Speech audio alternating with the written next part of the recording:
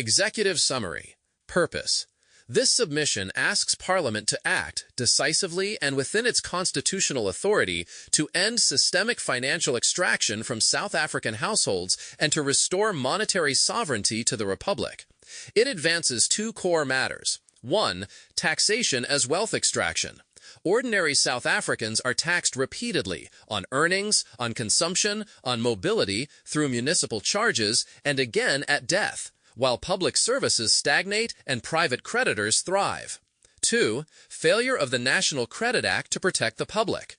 Despite its intent, the NCA entrenched interest-driven lending, enabled pervasive microcredit dependence, and left families cycling debt for years. The document's frame is strictly South African. Comparative examples are used only to illuminate feasible remedies. The analysis aligns with the actual legal and institutional setup. Parliament's money bill process, the roles of National Treasury, the South African Reserve Bank, SARS, and the National Credit Regulator, and how private banks create most rand-denominated credit in practice. Key findings. A. Taxation is over-applied to households and mispurposed in practice. Multi-layered burden on the same income. Wages are taxed. Purchases attract VAT. Transport is loaded with general fuel levy and the road accident fund levy. Municipalities levy rates and service charges, and death triggers estate duty and capital gains tax events. The net effect is double and triple taxation of already taxed earnings. Sovereign issuer contradiction. South Africa issues the rand. In a sovereign currency framework, the operational role of tax is to withdraw purchasing power, anchor demand for the rand, and shape behavior, not to fund spending. Yet fiscal practice and communication often treat taxes as if they finance expenditure in the same way a household funds a budget, which legitimizes austerity while private credit expands. B. Monetary sovereignty is diluted by credit outsourcing and governance gaps. Credit creation by private banks. Most money used by households and firms arises as bank deposits created through lending. Interest flows and fees extract value from the real economy into the financial sector. SARB structure and mandate. SARB pursues price stability. Its private shareholding model, while limited in formal powers, creates perception risks and invites policy capture dynamics if not tightly governed. Policy and operational independence must serve public purpose, not market convenience. Treasury stance. The budget is treated as if spending is revenue-constrained, with bond issuance framed as funding. In reality, Parliament authorizes spending via money bills, and the state, as currency issuer, can direct credit creation for productive ends, while using tax and bond operations to manage inflation and interest rate conditions. C. Consumer credit regulation is insufficient and unevenly enforced. Compound interest and fee stacking persist, keeping borrowers in negative amortization for long periods. Reckless lending enforcement is patchy. Downstream collections ecosystems extend the extraction chain. Microcredit dependency is widespread in lower-income communities, often substituting for wages and public provision. Revolving door risks. Movement of senior personnel between state agencies and private banks undermines enforcement culture and public trust. D. Systemic outcome. Extraction over development. Households face permanent headwinds.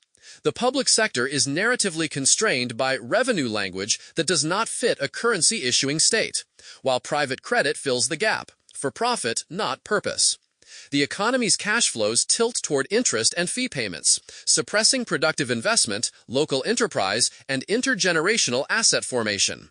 Recommendations. 1. People-first taxation reform. 1.1. End compounded taxation of households. Abolish estate duty and neutralize death as taxable event outcomes for primary family assets. Review capital gains triggers at death. Zero rate a broader essentials basket and ring-fence it for periodic review. Reduce household fuel burden by rebalancing the general fuel levy, road accident fund levy, and expanding direct budget support to road safety, RAF, from general appropriations rather than pump levies. Audit municipal quasi-tax charges to prevent stealth revenue practices on basic services. 1.2. Shift the tax locus from wages to extraction. Tighten base erosion and profit-shifting countermeasures on multinationals. Implement effective rent capture on resource and monopoly profits. Strengthen beneficial ownership transparency and automatic exchange of information to curb illicit flows. 1.3. Clarify taxes' constitutional purpose in a currency-issuing state. In money bill preambles and fiscal frameworks, state plainly that tax primarily manages inflation and anchors the rand, not funds spending, aligning communication with operations. 2. Restore monetary sovereignty and align institutions to public purpose. 2.1. Reframe the fiscal monetary compact. In the medium-term budget policy statement and the annual budget review, adopt disclosures that separate appropriations for public purpose, liquidity interest rate operations, inflation management tools. 2.2. Modernize SARB governance while preserving operational independence. End private shareholding with fair, limited compensation, converting SARB to a fully public entity while retaining statutory independence in instrument choice. Institute a public purpose mandate addendum, price stability and financial conditions supportive of employment and productive investment. Establish a parliamentary monetary policy review committee to hold scheduled hearings on mandate outcomes. 2.3. Create public purpose credit capacity. Establish a state bank focused on long-term, low-cost finance for housing, agricultural production, and local manufacturing. Enable community banks, cooperative financial institutions with proportionate regulation, a shared back-office utility, and access, under strict rules, to a SARB standing facility for settlement liquidity. 3. Replace the NCA framework to end debt-driven extraction. 3.1. New credit code. Ban compound interest on household credit. Require simple interest with transparent amortization. Set hard caps on total cost of credit, enforced by automatic system limits. Outlaw practices that trap borrowers. 3.2. Enforcement with teeth. Convert the reckless lending standard into strict liability for defined violations, with administrative penalties that scale with lender size and repeat offenses. Create a specialized credit court or dedicated chambers within existing tribunals for swift redress. Mandate data sharing to prevent multi-lender overextension of the same borrower. 3.3. Exit ramps for households. Statutory debt review 2.0 with time-bound relief and automatic discharge after compliance. National interest fee moratoria during declared shocks funded via a sectoral stability levy on lenders. 4. Anti-capture and integrity measures. Cooling off periods before regulators and senior Treasury SARB officials may take employment in supervised banks. Reciprocal limits for bank executives entering regulatory roles. Lobbying and meeting disclosure. Publish calendars and minutes of regulator, industry interactions on key rulemakings. Open data obligations on lending patterns, pricing, approvals declines, arrears, and collections outcomes, anonymized but auditable. What changes for MPs, practically? Appropriations. Continue to vote money bills as at present, but with clearer statements that appropriations authorize public purpose spending. Tax and bond operations are policy instruments, not revenue prerequisites. Oversight. Hold SARB and National Treasury to dual accountability, inflation control, and conditions for real economy investment and employment, while monitoring household burden indicators. Constituency impact. Immediate relief via tax burden rebalancing and medium-term relief via fair cost public and community banking. Expected outcomes. Household balance sheets. Lower effective tax take on necessities. Shorter debt durations. Decreased interest share of monthly outflows. Local enterprise. Increased access to purpose-linked credit at fair cost. Higher survival rates for small producers. Macroeconomic stability. Inflation managed through well-targeted tax and interest tools rather than by suppressing demand through household hardship. Governance credibility. Reduced capture risk, improved transparency, Parliament visibly reasserting stewardship of the monetary system. Closing. South Africans are carrying a load that a sovereign, democratic state has the tools to lift. Parliament does not need new constitutional powers to act. It needs clarity of purpose and institutional alignment. By relieving households of compounded taxes, reclaiming public purpose credit, and replacing a credit regime built on endless interest, Parliament can restore dignity, growth, and trust within the framework we already have. Part 1. Taxation in South Africa. Origins of taxation in SA. Present reality. People taxed at every level. Structural challenges. Conclusion. Taxation as extraction. 1. Origins of taxation in South Africa. 1.1 Colonial foundations. Tax as a lever of labor control. Modern South African taxation was not born as a neutral instrument of statecraft. It was forged as a tool of command. Colonial administrations used taxes explicitly to break subsistence independence and push Africans into wage labor for mines, farms, and public works. The most notorious examples were hut and poll taxes. In Natal, the 1906 poll tax helped trigger the Bambatha Rebellion, a popular uprising against fiscal coercion joined by chiefs and ordinary households alike. It was put down with lethal force and left thousands dead. The stated purpose of the poll tax was revenue, but its effect and intent was labor conscription and the dismantling of African agrarian life. South African History Online Britannica Kids. 1.2 Apartheid's fiscal machine. Apartheid finance continued this lineage. Taxation, both direct and indirect, funded the massive security state, the pass laws regime, and the infrastructure that spatially segregated the country. While formal tax statutes grew more modern, the distribution of the burden and the use of proceeds entrenched racial hierarchy. African labor paid while receiving denial of rights. The white polity captured services, subsidies, and public capital. This is not ancient history. It set the institutional muscle memory for how taxes are justified and spent. 1.3 Transition and institutional consolidation.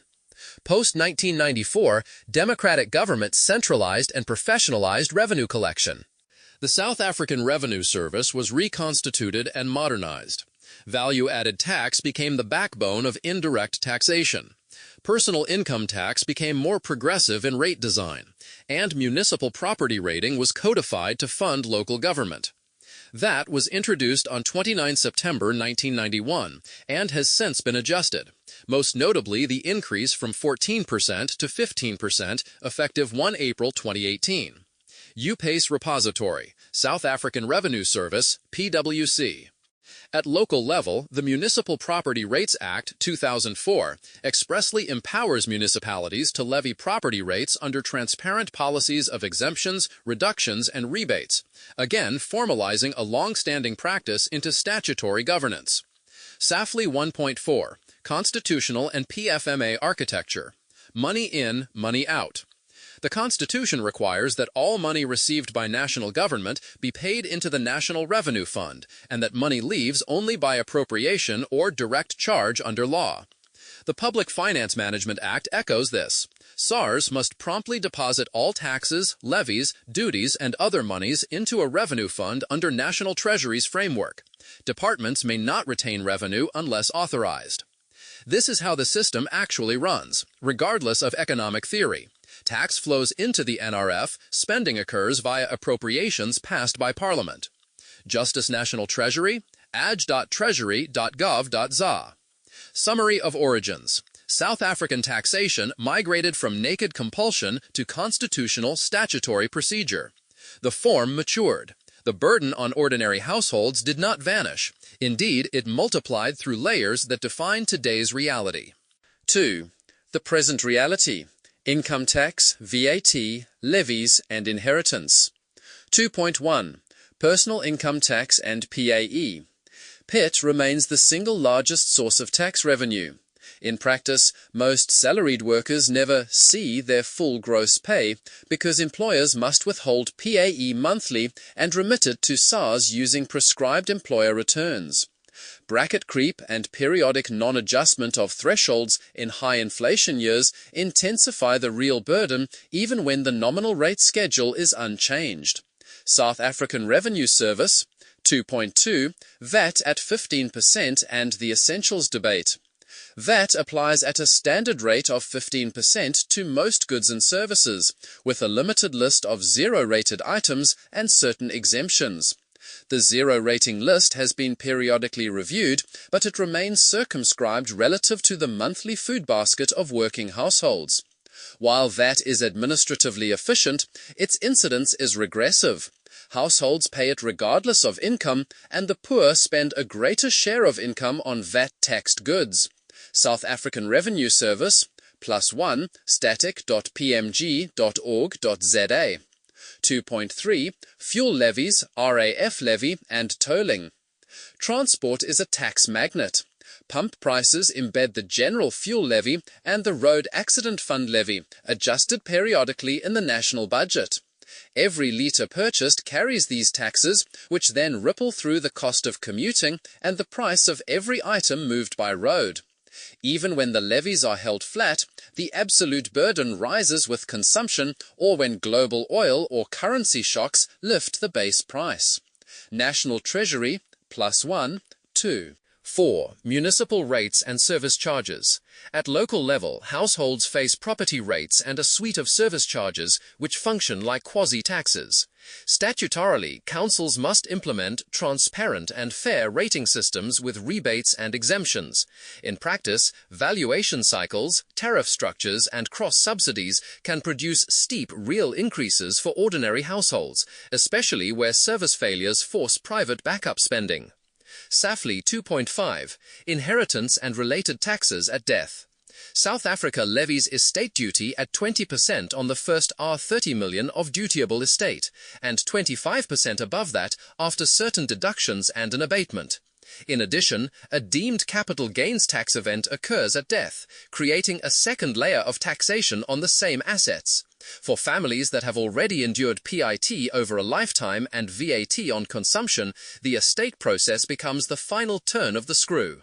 South African Revenue Service, +1. 2.6 What the data say. Official revenue reviews emphasize the growing reliance on PIT and VAT, periodic freezes in fuel levies to cushion inflation, and the heavy drag of debt service costs on the fiscus.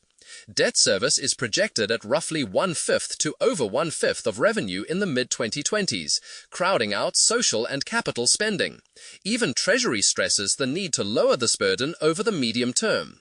National Treasury, +1. Psychoweb prstorage.blub.core.windows.net. 3. People taxed at every level. Double and triple taxation in practice. The everyday South African experiences taxation not as an annual theory, but as a monthly extraction cycle. Consider a typical wage earner. 1. Earning. Gross salary is cut by PAY before it hits the bank account. South African Revenue Service.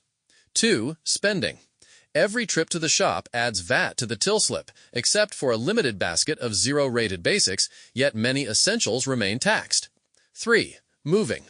Getting to work consumes fuel levies embedded in pump prices and/or tolls, raising the cost of living and of every good transported. National Treasury. 4. Shelter and services.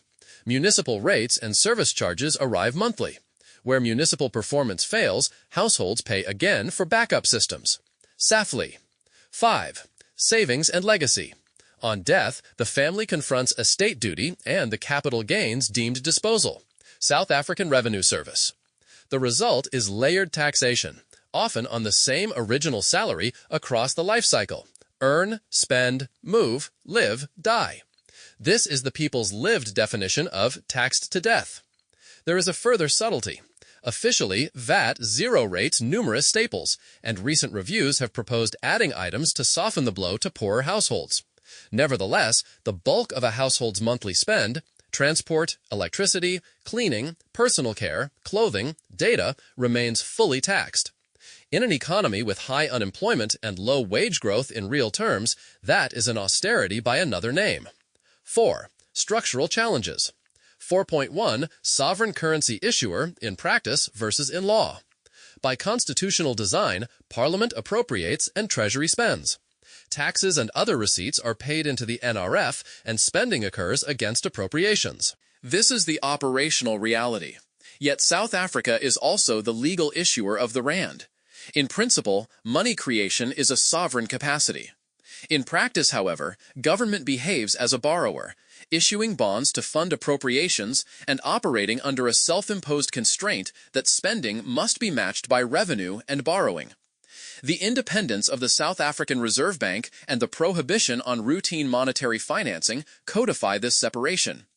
The outcome is a framework where tax is treated as funding rather than primarily as a tool for inflation management and social shaping. Even though Constitution and PFMA speak to flows and controls rather than metaphysics of finding money. Justice, National Treasury 4, Debt Service Costs, and the Bondholder Veto. Debt service claims a large and rising share of revenue, around a fifth or more in the mid-2020s, crowding out development and pressuring talk of tax increases or rate broadening to placate bond markets. This is not an academic point. Debt service costs are on a published upward path in nominal terms, even as Treasury aims to stabilize them as a share of revenue over the medium term. In human terms, every additional rand directed to interest is a rand not available to clinics, school repairs, road maintenance, and community safety. National Treasury, isicawebparstorage.blob.core.windows.net.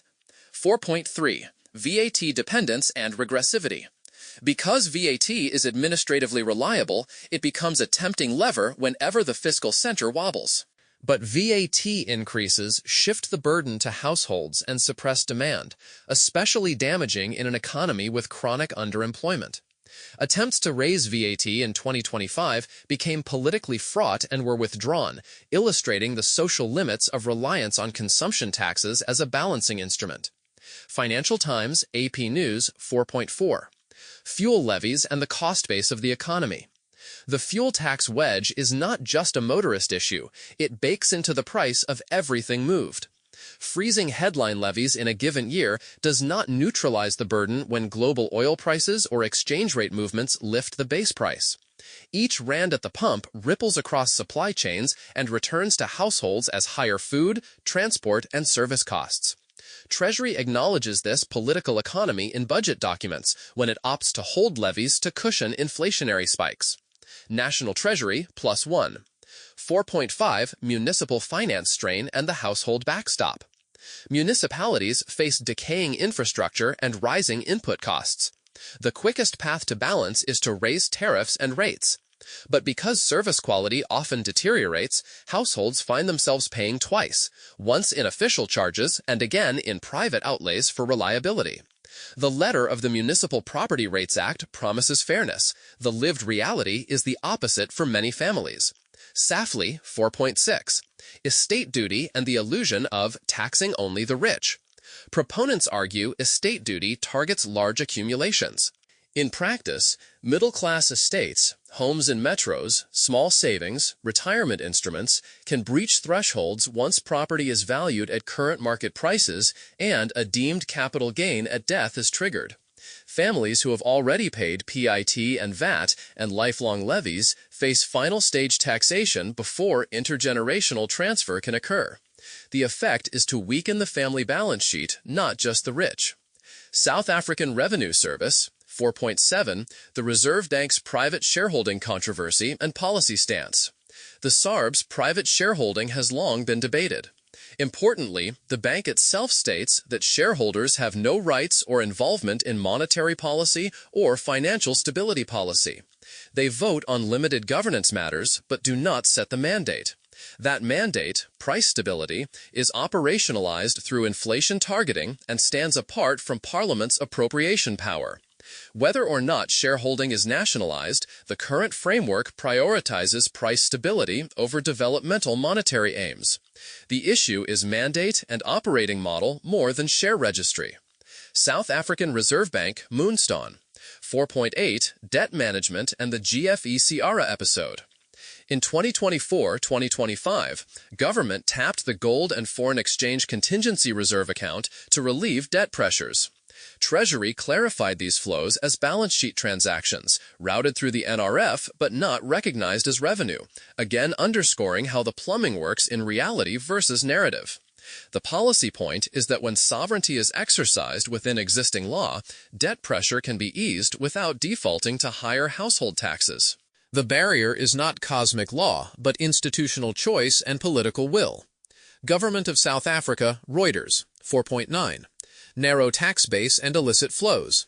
A relatively small share of the population bears the majority of PIT, while profit shifting and tax haven routing by large corporates drain the fiscus. If Parliament and SARS squeeze households further while profit shifting persists, the social contract fractures. Treasury's own data describe the composition of revenue and the fragility of projections when growth is weak.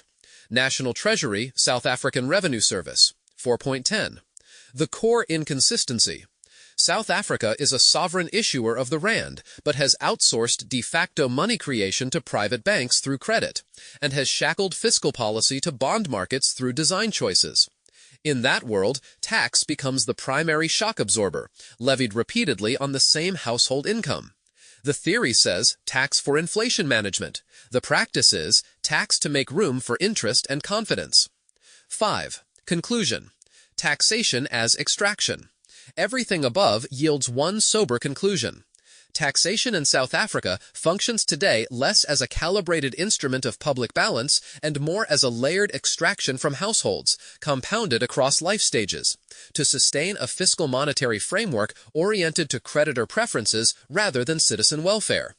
The historical record shows that taxation began here as a mechanism to force labor and break subsistence structures. The democratic era replaced coercive imposition with constitutional procedure, but the burden migrated rather than disappeared.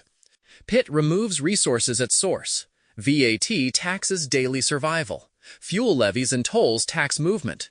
Municipal rates tax shelter and basic services. Estate duty taxes the final handover. When appropriations are debated, the reality of the NRF and PFMA means taxes are accounted for as cash inflows and spending as voted outflows. Operationally, tax is treated as funding, even if, in monetary sovereignty terms, its legitimate role is inflation regulation and social shaping. Justice, National Treasury. This is why households feel and are taxed to death. They fund everything twice. Once in official taxes and charges, and again in higher prices caused by transport levies and supply chain pass-throughs. Once in rates and tariffs, and again in out-of-pocket fixes when public services fail. Once in a lifetime of PAE and VAT, and again at the moment of inheritance. Meanwhile, the debt service bill absorbs a heavy slice of every revenue rand. Choices taken to defend credibility place a ceiling on development spending and an unspoken floor under household taxation. Attempts to lift VAT face political blowback because people cannot absorb more, and rightly so.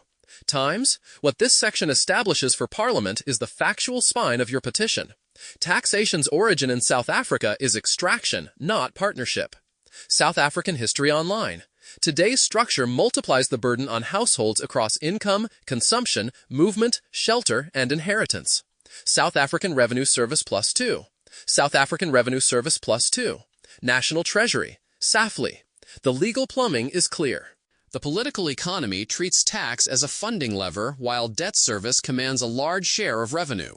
Just as National Treasury Plus 1, sovereignty exists but is curtailed by design, with the SARB mandate and market conventions disciplining fiscal choices.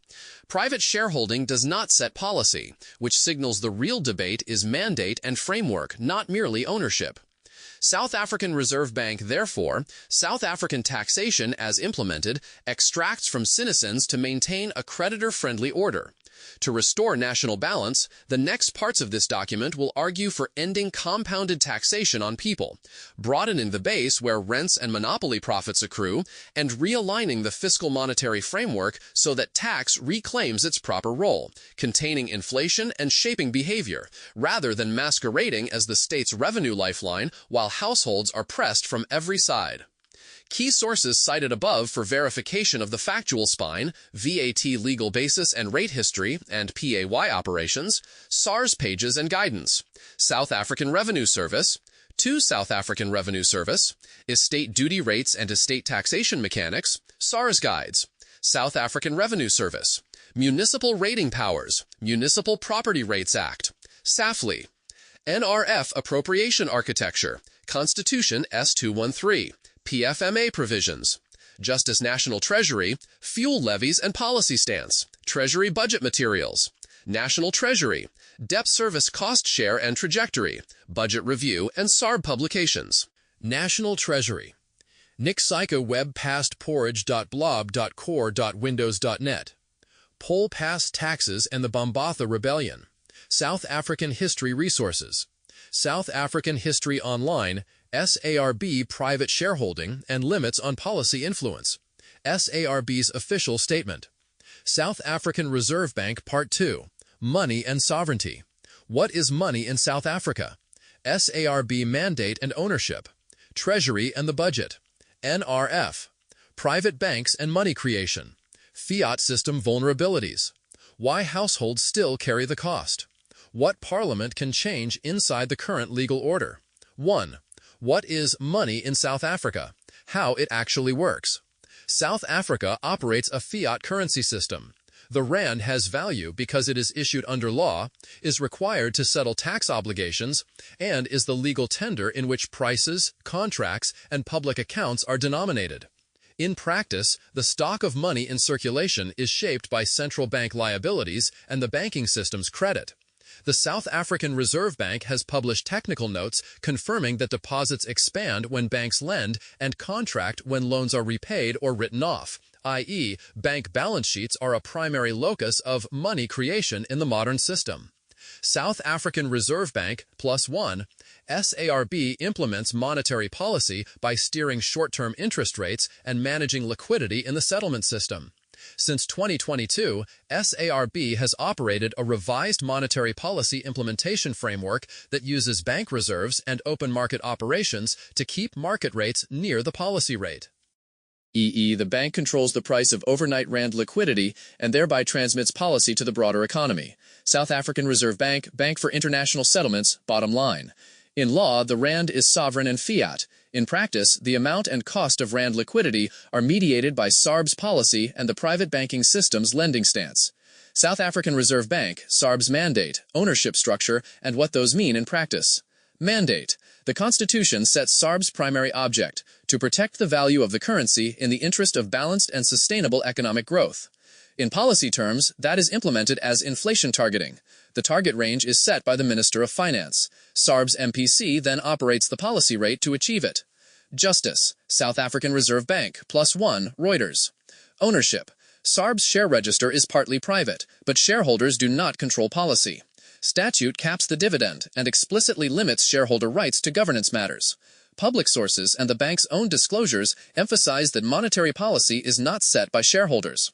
Recent annual reports and statutory text detail the dividend cap and the fact that the vast majority of SARB's residual profits accrue to the state, not private holders. The policy fulcrum is the constitutional mandate and the MPC, not the share register. South African Reserve Bank, +1, SAFLI. Implication for this paper. Debates about nationalizing the share register miss the practical core. The mandate and operating framework govern outcomes, not the dividend coupon. If Parliament wants different outcomes, mandate design and coordination with fiscal authorities are where change bites. Cielo 3. Treasury, Parliament, and the National Revenue Fund, the cash flow reality. The Constitution requires that all money received by national government be paid into the National Revenue Fund. Money can leave the NRF only via an Appropriation Act or a direct charge provided for in law. The PFMA and budget guidelines operationalize this. Parliament passes the Budget and Appropriation Acts. National Treasury manages the cash and issues debt where necessary. SARS pays collections into the NRF. This is how funds flow, regardless of broader economic debates.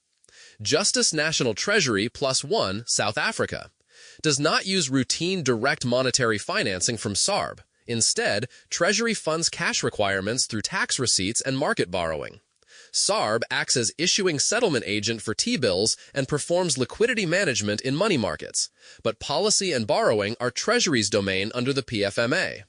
Treasury's own information memorandum explains bills are used for short-term funding and liquidity management. National Treasury, in 2024-2025, the state also used balance sheet mechanisms, such as drawing on the gold and foreign exchange contingency reserve account to ease debt pressures. Treasury framed these as balance sheet transactions routed through the NRF, rather than new tax revenue. illustrating that sovereign accounting choices matter for debt service dynamics even within the existing legal order. Recent budget updates and official boxes quantify debt service costs at 22 cents per revenue rand in 2025-26, crowding out social and capital spending. National Treasury, South African Reserve Bank, SONA 2025. Implication for this paper. Parliament's budget approval does not hunt for money. It authorizes spending and, in practice, commits the state to a funding mix. Within that plumbing, households feel the brunt when consolidation leans on VAT, fuel levies, rates instead of addressing structural financing and mandate choices. Parliament of South Africa, 4. Private banks and money creation in South Africa. SARB's published research and notes recognize, consistent with global central bank literature, that commercial bank lending creates deposits, a large driver of broad money. In South Africa, therefore, the private credit cycle directly shapes the effective money supply used by households and firms, while SARB influences the price of that liquidity and its day-to-day availability.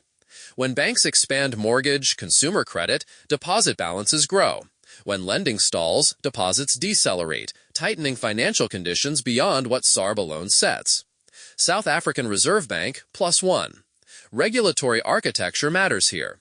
The Financial Sector Regulation Act put the Prudential Authority inside SARB and the Market Conduct Regulator outside. This Twin Peaks model aims at systemic safety and fair conduct. In practice, lending standards, capital rules, and macroprudential tools influence how aggressively banks can create credit and thus how money growth interacts with inflation and asset prices. South African Reserve Bank implication for households. Because credit equals deposits, the system tends to favor those already banked and asset-rich, amplifying cycles in property and consumer finance. Without strong public community banking alternatives, access to money for productive uses remains contingent on profit-risk filters of private banks, not national development aims. Government of South Africa, +1. Fiat currency vulnerabilities and how they show up in SA. A fiat system delivers flexibility but has 3 South African vulnerabilities that Parliament must confront. External price shocks and rand depreciation pass through to domestic fuel and food prices, often outside SARB's direct control. The policy rate can cool demand but cannot pump oil or fix ports. Recent updates spotlight fuel food as key drivers even when headline inflation sits inside target. Reuters. Debt service crowd-out. With consolidation done the orthodox way, rising debt service absorbs a large slice of revenue, pushing policymakers toward regressive levers that load costs on households. This is a policy choice, not a constitutional inevitability. SONA. 2025 Confidence-Sensitive Funding Mix. When budgets lean on market borrowing, risk premia and primary dealers' preferences start to shape policy space. SARB's 2023-2025 speeches detail the shift to the new implementation system to stabilize short rates. But term premia remain a Treasury bond market issue, hence the recurring tussle around VAT hikes and spending cuts in 2025. Bank for International Settlements, Reuters, implication. In a sovereign fiat system, inflation control and funding credibility still matter. The question is how to achieve them without defaulting to extraction of households as the balancing item. 6. Why, despite sovereignty, households still carry the load. Legally, South Africa is the issuer of the rand. Operationally, we run a model where tax flows into the NRF, spending is appropriated, and borrowing fills the gap consistent with PFMA rules and debt management strategy. Because direct monetary financing is not used, and because private credit is the main engine of broad money, household-facing taxes become the quickest adjustable knob in any political crunch. This is visible in the 2025 budget cycle. Plans to raise VAT were advanced as a plug, then dropped under coalition pressure, illustrating how, in the current framework, the default adjustment often points at consumption taxes first. Reuters +1. At the same time, debt service costs remain high, and SARB's price stability mandate continues to focus on the 3–6% target range. As long as mandate funding choices hold, fiscal consolidation will keep circling back to the consumer unless Parliament changes the architecture, the composition of tax, the sources of funding, and the availability of public community banking channels that deliver credit for productive purposes without extracting compound interest rents from households. South African Reserve Bank, Reuters. 7. What Parliament can change inside the current legal order. This paper avoids wishful thinking and stays within what the documents already allow. 7. 1. Re-anchor coordination of mandate and budget. The Constitution gives Parliament the power to structure money flows and gives the minister the job of setting the inflation target, which SARB then implements independently. Parliament can require formal, published coordination protocols so that the chosen inflation target and the budget's tax borrowing mix do not force regressive tax shifts as the first resort in shocks. This is a design change, not a breach of independence. Justice, South African Reserve Bank. 7.2. Use balance sheet tools before household taxation. The GFECRA episode shows the state can use sovereign balance sheet resources to relieve cash flow or debt service pressures within the law. Parliament can require Treasury to publish a hierarchy of financing tools, prioritizing balance sheet options and targeted asset liability moves before proposing any general VAT fuel increases. National Treasury. 7.3. Expand public community banking within the existing acts. The Cooperative Banks Act and supervisory rules already provide a framework for member-owned deposit-taking institutions. The CBDA exists to support them. Parliament can expand the CBDA's mandate and capitalization, streamline licensing, and allow government programs to place wholesale deposits with compliant cooperative banks to on-lend locally. This is within current statute and diversifies money creation away from purely profit-screened credit. Government of South Africa plus seda.org.za. 7.4. Clarify SARB's ownership debate. Focus on mandate, not the register. Parliament can end the recurring noise by stating in law and oversight that policy independence and mandate are the levers that matter. Shareholders have no policy power and receive a capped coupon, while residual profits accrue to the state. If desired, Parliament can legislate a phase-out of private shares without pretending that alone will change inflation targeting or debt dynamics. South African Reserve Bank, SARBF 7.5, require distributional impact statements. Before any tax proposal reaches the House, Treasury should table a household impact annex quantifying the RAND impact across income deciles and regions alongside alternatives. The 2025 cycle shows how quickly VAT becomes the answer unless such comparisons are on the record. 7.6. Keep the inflation target credible but people-centered. The minister sets the target. SARB implements it. Parliament can require that any target changes are accompanied by a joint statement on public investment schedules and tax mix safeguards to avoid pushing consolidation onto households. This links the price stability aim to a developmental path rather than treating them as separate universes. South African Reserve Bank, Reuters. 8. A South African conclusion on money and sovereignty. On paper, South Africa is a sovereign issuer of the RAND with a clear constitutional NRF appropriation architecture. In practice, the state funds itself via tax plus market borrowing, while private bank credit is the main engine of broad money growth. That design, plus SARB's price stability mandate, has delivered operational stability, but at the cost of relying on household-facing taxes whenever fiscal space tightens, and of allowing credit expansion to skew toward those already banked and asset-rich. The debt service wedge is the everyday proof that the current mix protects creditor claims first, public investment later. SONA 2025. This section does not advance media myths or imported theories. It states from South Africa's own constitution, acts, SARB treasury documents, and current data that money is fiat and sovereign in law. Bank credit drives most broad money in practice. South African Reserve Bank, SARB's mandate is constitutional and implemented through a minister-set inflation target. Ownership does not set policy. Justice, South African Reserve Bank, plus parliaments. Budget authorizes spending from the NRF. Borrowing and balance sheet tools fill gaps under PFMA. Choices that determine who pays. Justice, National Treasury. Households carry the adjustment when policy defaults to VAT, fuel levies, instead of structural financing and mandate design. Reuters. The remedy is South African and law-compatible. Strengthen mandate coordination, prioritize balance sheet tools before household taxes, grow community banking within the Cooperative Banks Act, and require distributional impact statements for any tax change. Money and sovereignty should work for the people, not as a mechanism that returns again and again to the pockets of wage earners and consumers.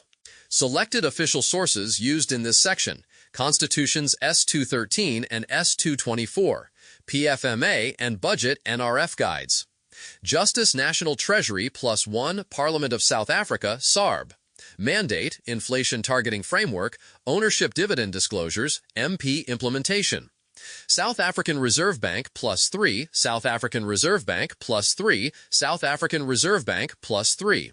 SARB Publications on Money Creation and Regulation. South African Reserve Bank +1 Treasury. T-Bill Information Memorandum, Budget 2025 Debt Service Metrics, Recent NRF Balance Sheet Notes. National Treasury, SONA 2025, South African Reserve Bank. Cooperative Banking Legal Framework and CBDA Context. Government of South Africa +1 Recent Budget Cycle Facts. Reuters.